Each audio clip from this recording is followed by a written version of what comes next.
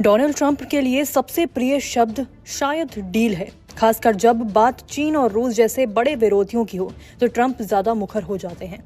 वे America के लोगों को ये दिखाना चाहते हैं कि वे उन नेताओं से भी डील कर सकते हैं जिन्हें बातचीत की टेबल पर लाना दुनिया के लिए सबसे कठिन होता है।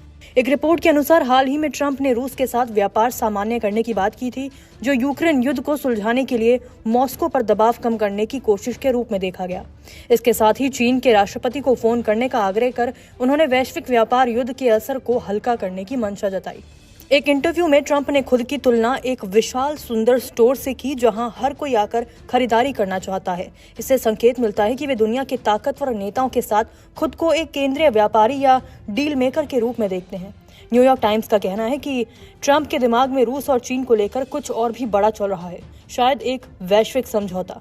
विश्लेषकों के अनुसार ट्रंप एक ऐसी दुनिया की कल्पना कर रहे हैं जिसमें 3 प्रमुख ताकतें हों। अमेरिका, रूस और चीन जैसे दुनिया का बंटवारा 3 साम्राज्यिक शक्तियों में हुआ हो।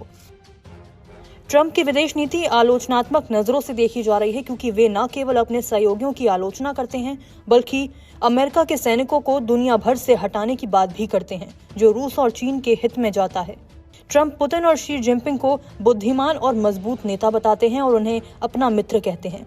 हाल ही में ट्रंप और पुतिन के बीच 2 घंटे की फोन पर बातचीत हुई, जिसमें यूक्रेन युद्ध पर चर्चा हुई। ट्रंप ने इसे बहुत अच्छी बातचीत बताया।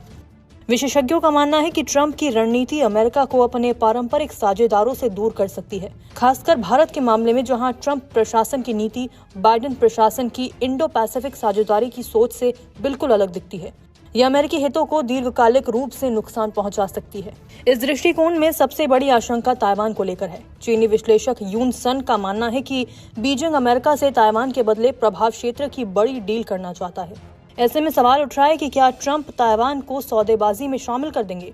अगर ट्रंप की ये सोच हावी होती है तो इससे अंतर्राष्ट्रीय स्थिरता खतरे में पड़ सकती है। यह अमेरिका की वैश्विक भूमिका को कमजोर कर सकता है और रूस, चीन जैसे प्रतिद्वंदियों को नया साहस दे सकता है।